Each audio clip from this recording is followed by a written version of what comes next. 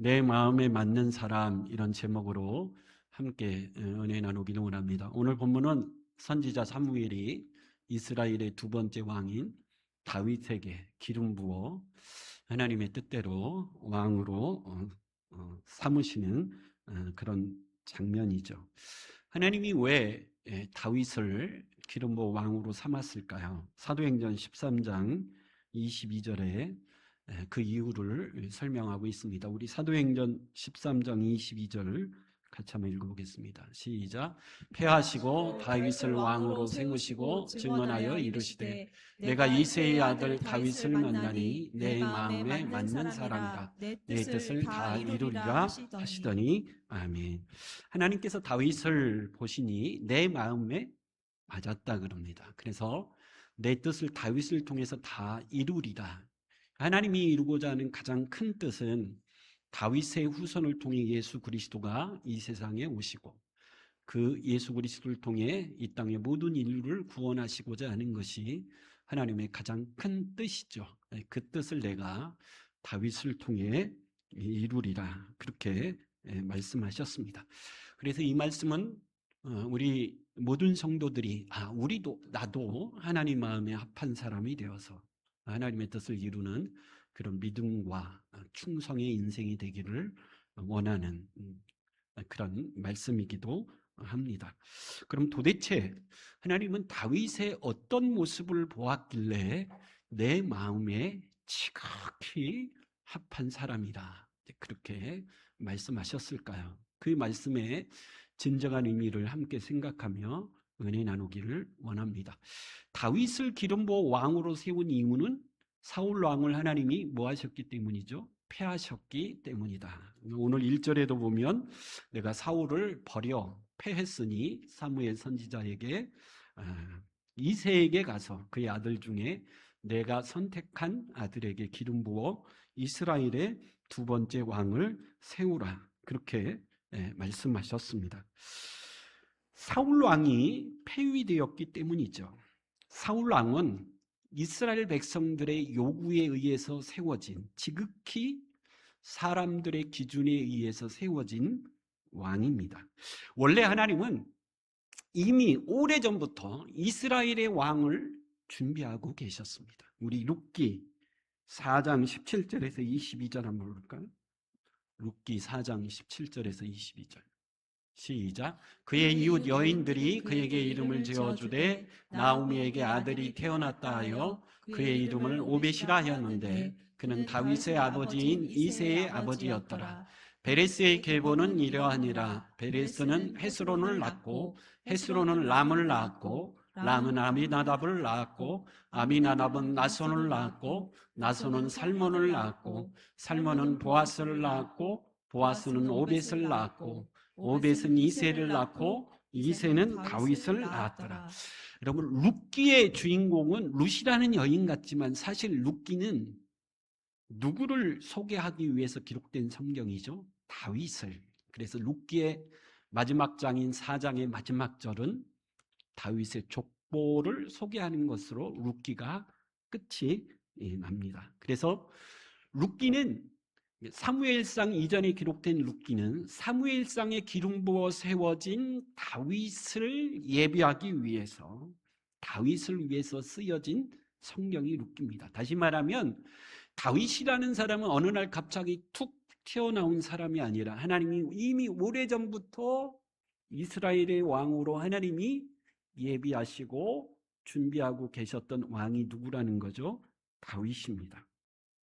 베들레헴에 살던 나옴이라는 여인이 기근이 들어 모압이라는 땅으로 갔는데 하나님이 그 모압 여인 중에 룻이라는 여인을 선택하셨고 룻이 돌아와서 보아스라고 하는 사람과 만나 결혼하여 낳은 후손 중에 누가 태어났다라 그러죠? 다윗이 태어났다라는. 그래서 하나님은 다윗을 이미 오래전부터 계획하셨고 준비하고 계셨더라는 거죠. 근데 이스라엘 사람들은 그 시간을 뭐 하지 못한 거죠? 기다리지 못했어요. 하나님이 오래전부터 준비하고 계셨던 다윗이 왕이 되어 이스라엘의 왕으로 세워지는 그날을 기다리지 못하고 우리에게 왕을 달라. 그렇게 이스라엘 백성들의 재촉에 의해서 세워진 왕이 사울왕입니다.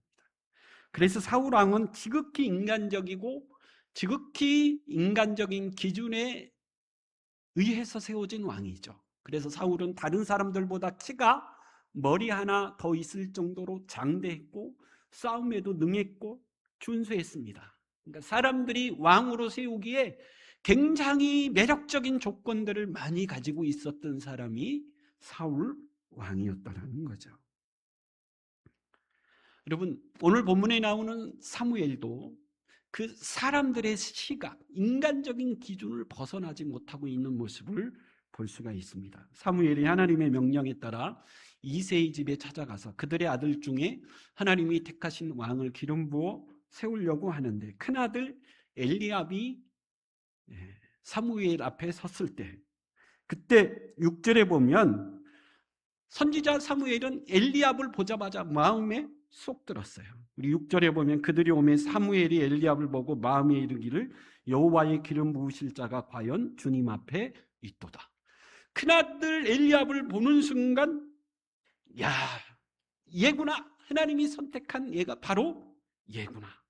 근데 하나님이 7절에 뭐라고 말씀하시죠? 나는 사람과 같지 아니하니 사람은 외모를 보거니와 나 여호와는 뭘 본다 그러죠? 사람의 중심을 보시는 여호와라. 여러분, 사무엘은 엘리압의 외모와 용모를 봤어요. 그리고 이가 이스라엘의 제목이요, 이스라엘의 인물이요, 이스라엘의 왕이다, 그렇게 생각을 했는데 하나님 뭐라 그러죠? 나는 너와 같이 사람의 용모나 외모를 보지 않고 중심을 보는 하나님이시다, 그렇게 이야기합니다. 사람의 첫인상이 굉장히 중요하다 그러죠. 첫인상 5초의 법칙이 있습니다. 프린스턴 대학교 연구에 의하면 사람은 만나자마자 5초 안에 상대방의 신뢰도와 허감도를 판단한다. 그러니까 5초 동안 상대방의 첫인상이 결정이 된다 그러죠. 그래서 상대방의 첫인상은 뭘로 결정이 되죠? 그 사람의 표정과 시선, 그 사람의 모습을 보고 첫인상이 5초 안에 결정이 된다 그래요.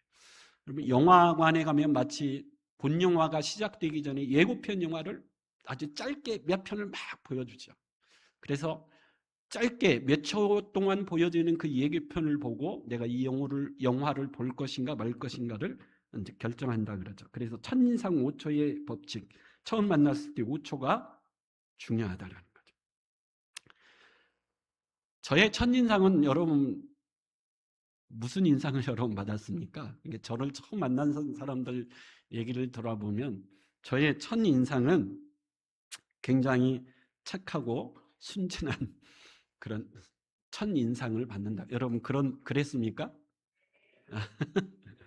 제가 물어봤어요. 왜 저를 보고 착하고 순진한 첫인상을 받았냐 그랬더니 눈이 커서 눈이 큰 사람은 대부분 착하고 순진하기 때문에 눈이 커서 첫인상이 착하고 순진하다.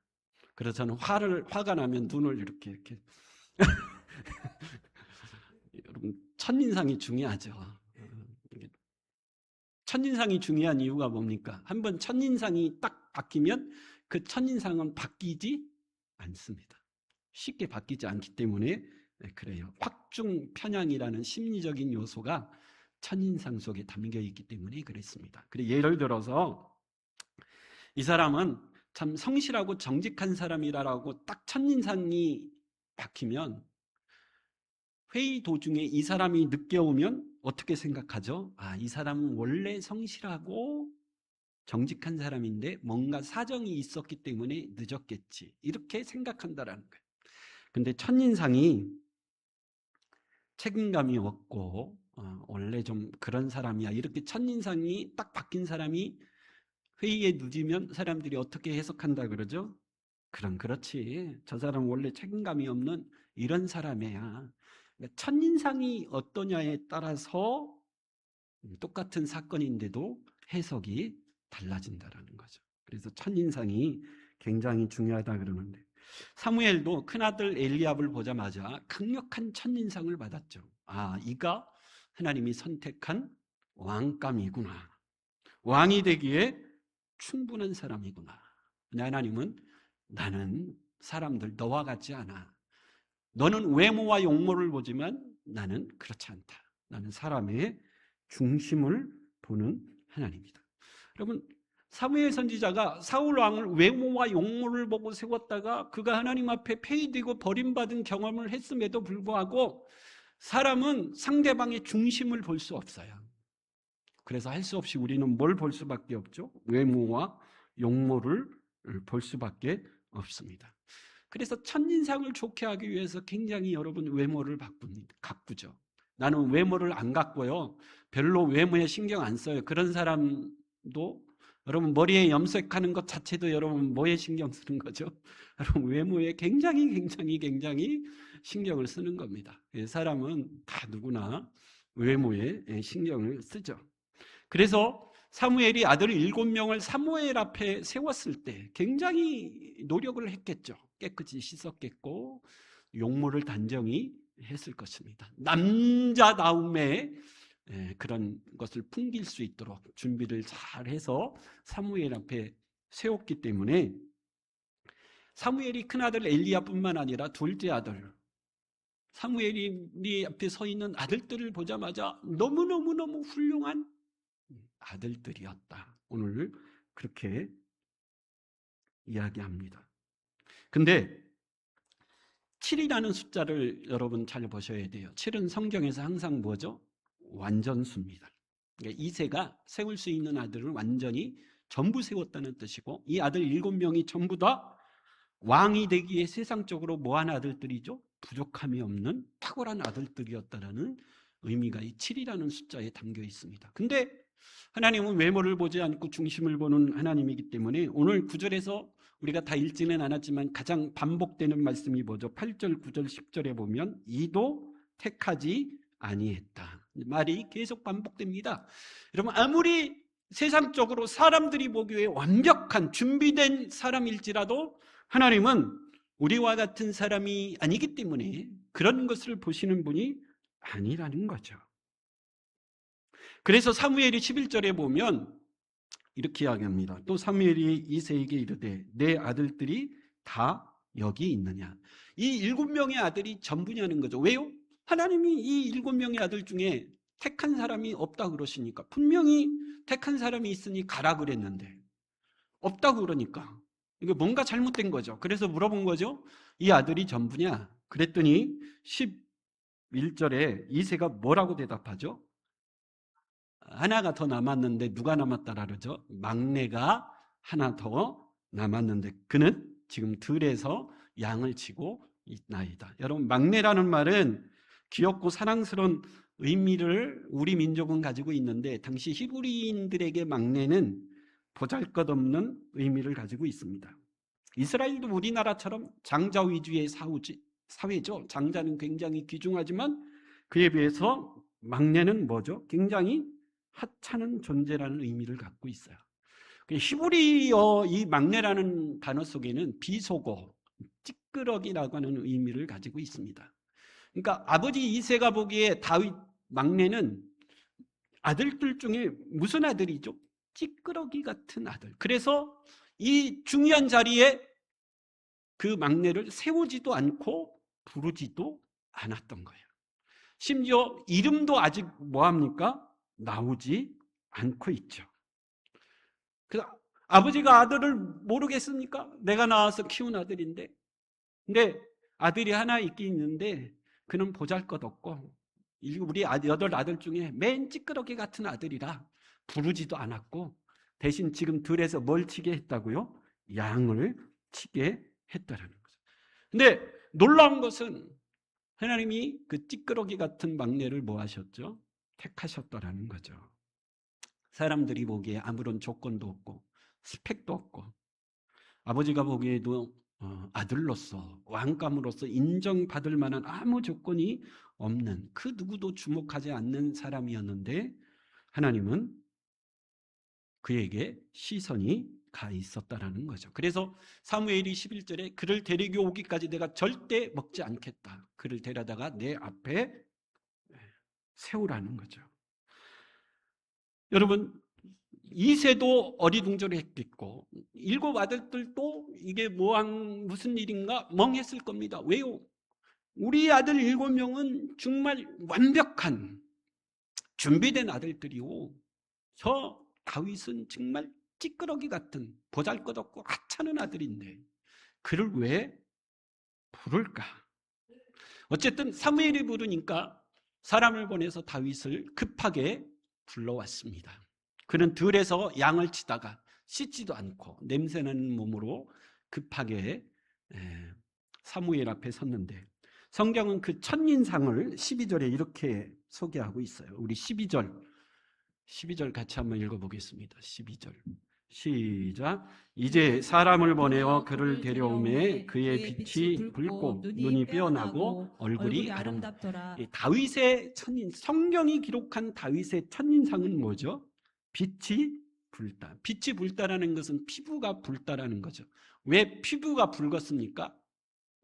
뜨거운 태양빛 아래 들에서 양을 치다 보니 피부가 뭐한 거죠? 빨갛게 그을은 거죠. 빛이 피부가 붉었고 눈이 삐어났다라는 말은 총명했다라는 거죠. 그리고 얼굴이 아름다웠다라는 거죠. 근데 여러분 이 묘사가 17장에 가면 한 번 더 나오는데 우리 사무엘상 17장 42절 같이 한번 읽어보겠습니다. 띄웠는데 시작. 그 블레셋 사람이 둘러보다가 다윗을 보고 업신여기니 이는 그가 젊고 붉고 용모가 아름다움이다. 골리앗이 이제 다윗을 보고 한 말인데 젊고 붉고 용모가 아름다웠다라는 말은 칭찬하는 말입니까? 업신여기는 말입니까? 업신여기는 말이었다 그래요. 여러분 잘 생각하셔야 됩니다.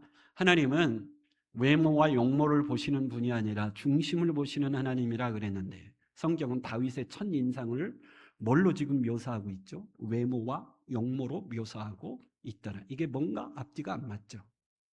심지어 사도행전 13장 21절 22절 다시 한번 읽어보겠습니다. 시작. 그 후에 그들이 왕을 구하거늘 하나님이 베냐민 지파 사람 기스의 아들 사울을 40년간 주셨다가 패하시고 다윗을 왕으로 세우시고 증언하여 이르시되 내가 이새의 아들 다윗을 만나니 내 마음에 맞는 사람이라 내 뜻을 다 이루리라 하시더니. 아멘. 여러분 잘 생각하셔야 돼요. 하나님은 외모를 보지 않고 중심을 보시는 하나님이라 그러는데 하나님이 다윗을 보니 내 마음에 맞았다 그럽니다. 근데 성경은 그 첫인상을 어떻게 묘사하고 있죠?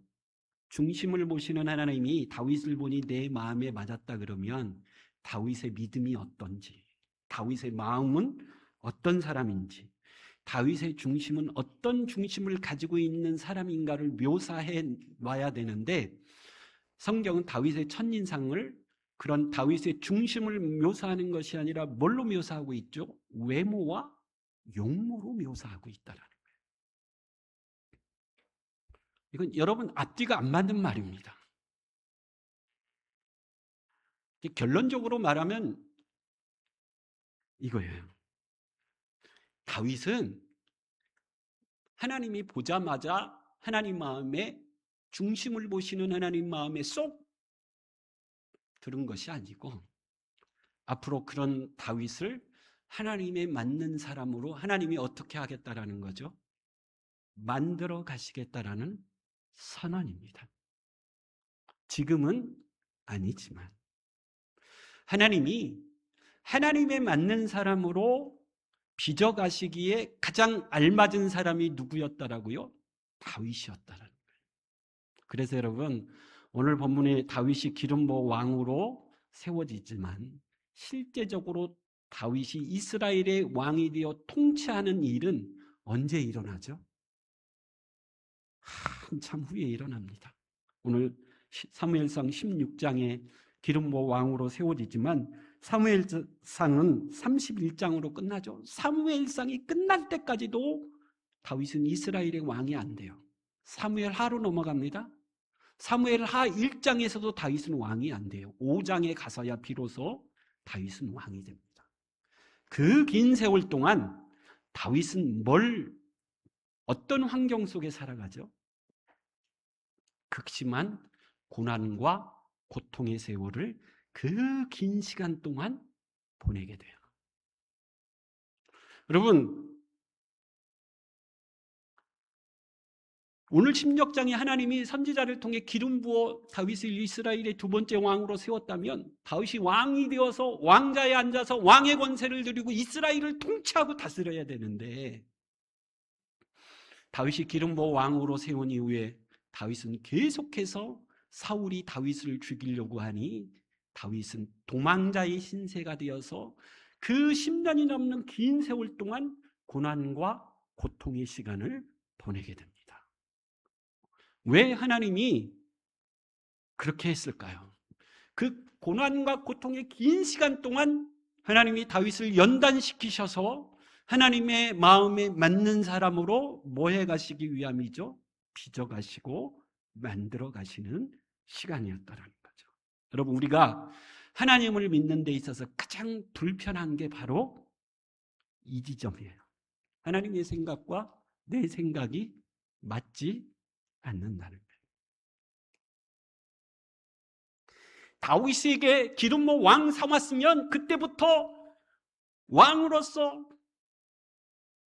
정말 멋진 삶이 펼쳐져야 되는데 왜 고난과 고통의 긴 시간을 허락하십니까? 여러분, 출애굽한 이스라엘 백성들이 하나님과 씨름했던 지점이 바로 여기 아닙니까? 하나님 10가지 재앙을 통해서 애굽에서 구원해낸 것 너무 감사하죠? 홍해를 갈라서 구원해낸 것 너무 감사합니다. 만나와 메추라기로 먹이신 것 너무 감사합니다. 성막을 주셔서 제사하게 하시고 예배하게 하시니 감사합니다. 율법을 주시니 감사합니다. 그러면 빨리 가나안 땅에 들어가게 하셔야지 왜 광야에서 40년을 돌게 하시냐는 거예요. 이게 이스라엘 백성들과 하나님 사이에 끊임없이 대립했던 문제고 이스라엘 백성들이 가장 불편해했던 문제입니다. 가나안이라고 하는 젖과 꿀이 흐르는 약속의 땅을 우리에게 주시겠다고 약속하셨고 그곳으로 인도하기 위하여 출애굽하셨으면 빨리 그곳에 들어가게 하셔서 약속과 축복의 땅에 백성으로서 그 땅을 누리게 하시지 왜 고통과 고난의 광야 40년을 돌게 하시냐는 거예요. 우리에게도 마찬가지예요. 여러분, 우리 신앙생활에 있어서도 가장 힘든 부분이 이 지점입니다. 하나님이 구원받은 우리에게 놀라운 영광을 약속하셨죠. 베드로 전서 2장 9절에 너희는 택하신 족속이요 왕같은 제사장들이요 거룩한 나라여 그의 소유된 백성이라는 놀라운 신분과 특권과 영광을 약속하셨어요. 그러면 내가 세상 살아가는 동안 그 놀라운 신분과 영광에 합당한 특권을 누리며 살아가게 하셔야지. 왜 세상 살아가는 동안 고난과 고통 속에 살아가게 하시는가? 여러분, 이 지점이 신앙생활하고 하나님을 섬기는 데 있어서 가장 힘든 부분입니다.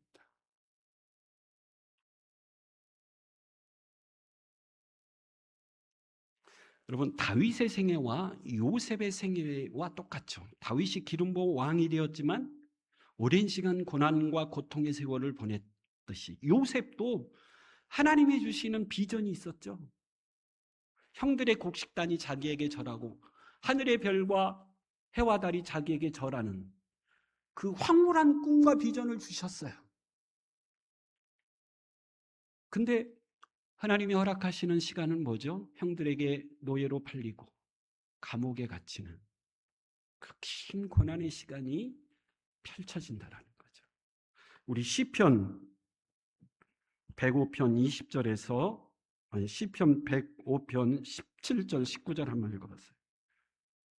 시작. 그가 한 사람을 앞서 보내셨으며 요셉이 종으로 팔렸도다. 그의 발은 착고를 차고 그의 몸은 쇠사슬에 메었으니 곧 여호와의 말씀에 응할 때까지니라. 그의 말씀이 그를 보세요. 그의 발은 착고에 차였고 그의 몸은 쇠사슬에 메었다라는 중죄인의 고통을 감옥에서 당하고 있다라는 거죠. 근데 이런 일은 누가요? 여호와께서 그의 말씀이 그를 단련하시기 위해서 허락하신 고난의 기간인데 언제까지요? 말씀이 응할 때까지. 무슨 말씀이 응할 때까지일까요? 20절, 22절 한번 볼까요? 시작. 왕이 사람을 보내어 그를 석방하며 뭇 백성의 통치자가 그를 자유롭게 하였도다. 그를 그의 집에 주관자로 삼아 그의 모든 소유를 관리하게 하고 그의 뜻대로 모든 신하를 다스리게 하고 그의 지혜로 장로들을 교훈하게. 여러분, 요셉이 애굽의 총리가 되어 왕 대신 애굽을 통치하고 다스리는데 탁월한 능력자가 되었어요. 그런데 그 탁월한 능력은 뭘 통해 얻었다고요? 그 많은 고난과 고통의 세월 기간 동안에 지혜로 장로를 교훈할 수 있고 신하들을 다스릴 수 있는 능력을 뭘 통해서 습득했다고요? 고난과 고통의 세월을 통해서 요셉이 습득했다는 거예요.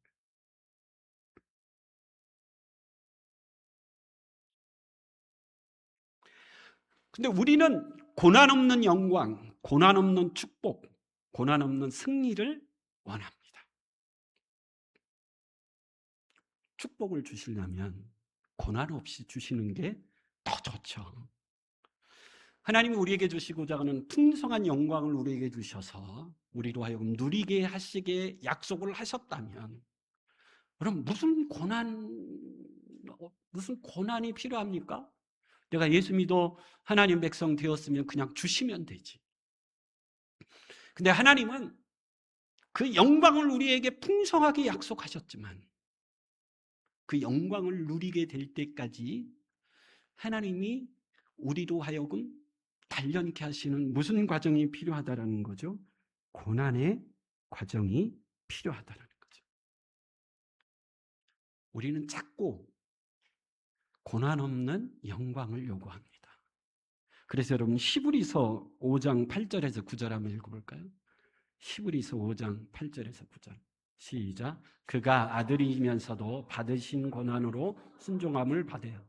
온전하게 되셨은즉 자기에게 순종하는 모든 자에게 영원한 구원의 근원이 되시고. 예수님은 하나님의 아들이니까 고난받을 이유도 없고 순종을 배울 이유도 없어요. 근데 예수님이 왜 고난을 통해서 순종을 배웠다 그러죠? 우리에게 본이 되기 위해서 그런 거예요. 다시 말하면 우리는 타락한 죄의 습성을 가지고 있기 때문에 하나님 말씀의 순종을 배우기 위해서는 뭐 없이는 안 되죠?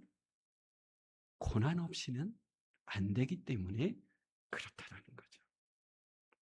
그래서 여러분, 고난 없는 영광과 축복을 원합니다. 혹 모르겠어요. 여러분 그렇게 원하시면 기도하십시오.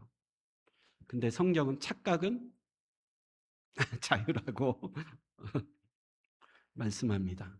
사울왕이 왜 실패했죠? 고난의 세월이 없었기 때문에 그래요. 다윗과 같이 그 긴 시간 동안 고난을 통해서 연단되고 훈련받는 시간이 없었기 때문에 그는 결국 실패한 왕이 되었어요. 다윗이 그 긴 고난의 시간 동안 그가 배운 게 뭐죠? 시편 119편 71절 72절 한번 읽어보세요. 시작. 고난 당한 것이 내게 유익이라. 이로 말미암아 내가 주의 율례들을 배우게 되었나이다. 주의 법이 내게는 천천보다 좋으니이다. 다윗이 왕으로 세워졌기 전에 그 많은 고난을 통해서 다윗이 배운 게 뭐죠? 고난 당한 것이 내게 유익인데 고난을 통해 내가 주의 율례들, 말씀을 배우게 되었고 말씀에 순종하는 법을 배우게 되었다. 하나님의 말씀이 천천임금보다 귀하다라는 것을 뭘 통해 배웠죠? 고난을 통해 배웠다라는 거예요.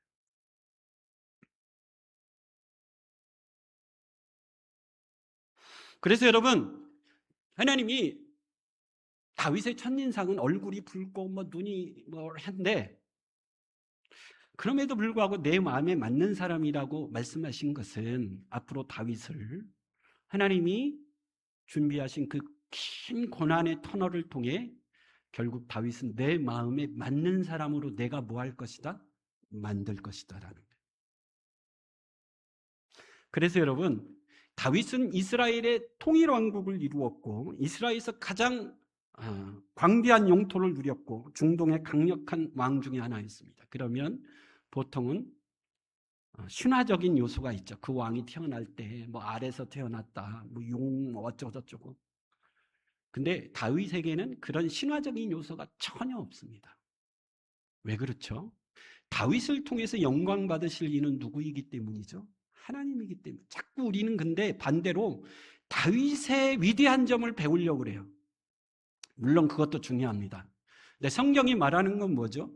하나님이 오래 예비하고 준비한 다윗에게는 하나님이 쓸만한 요소가 아무것도 없었다라는 거예요. 그런 다윗을 하나님 마음에 맞는 사람으로 만들어 가신 이는 누구라고요? 하나님이라는 거예요. 그래서 다윗의 인생을 통해서 다윗의 다윗됨을 볼 수 있는 것이 아니라 그런 다윗을 다윗되게 하신 하나님의 하나님됨을 볼 수 있어야 되고, 그런 다윗을 다윗되게 하신 하나님 앞에 영광을 돌려야 할 줄 믿습니다. 그리고 우리에게 주는 교훈도 명확합니다. 우리 로마서 5장 2절에서 4절 한번 보겠습니다. 로마서 5장 2절 시작.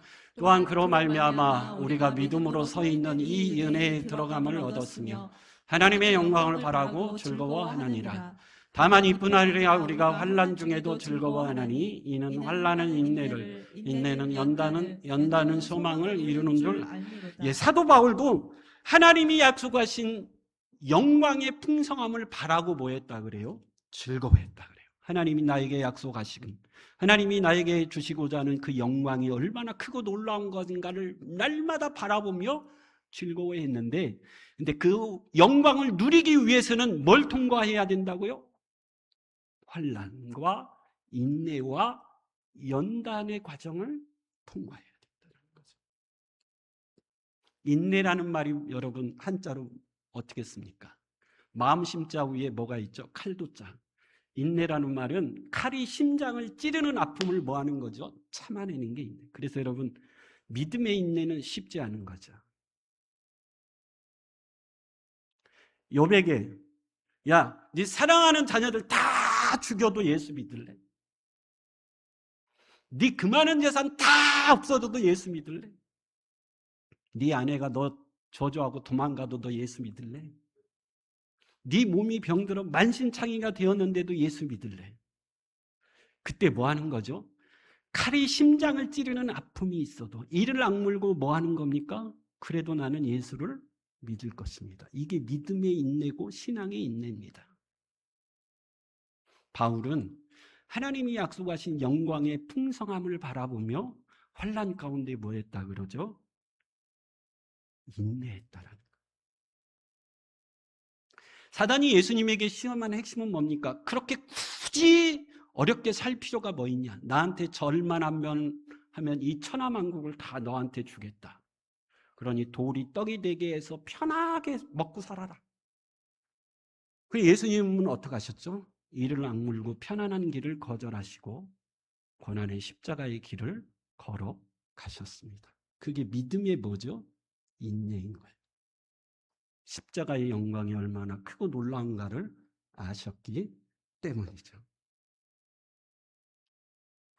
여러분, 내가 예수 믿다가 여러분 많이 하는 말이 뭐죠? 내가 뭘 잘못했길래 이런 고난을 받아야 되는가?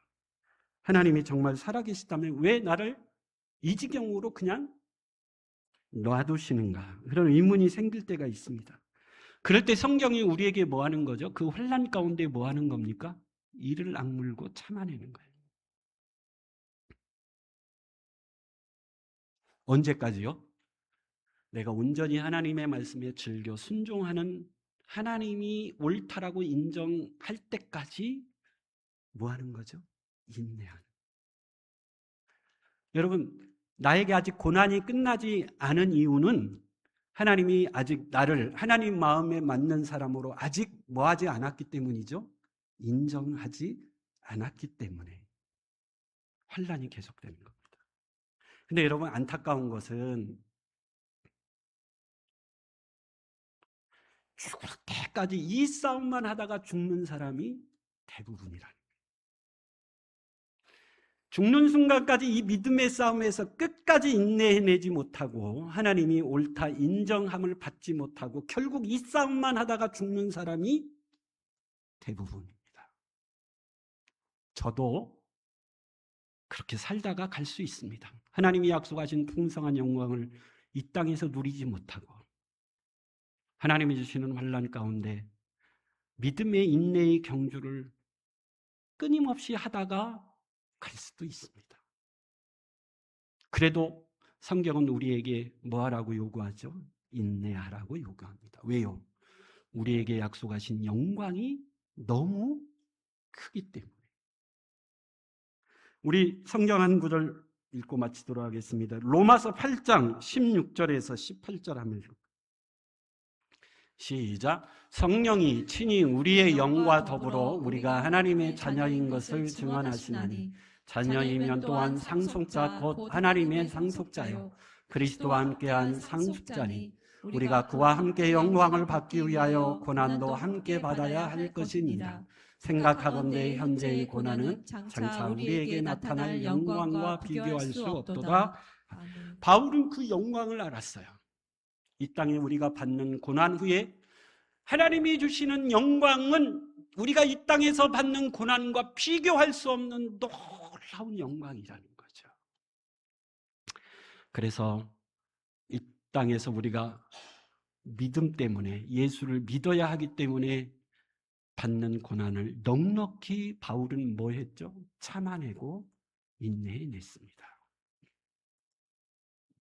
여러분, 오늘 우리도 하나님이 우리에게 요구하시는 것은 이 땅에 사는 동안 하나님 우리에게 놀라운 것들을 자녀요, 상속자요, 후사이기 때문에 약속하셨지만 그걸 누리기까지 우리가 통과해야 될 고난, 여러분 그런 고난 가운데 아직도 내가 연단받고 있다면 포기하지 말고 이스라엘 백성들처럼 원망하며 불평하지 말고 하나님이 우리에게 약속하신 그 영광의 크심을 바라보며 끝까지 인내하며 승리해낼 수 있는 저와 여러분들의 생이 될 수 있기를 간절히 축원합니다.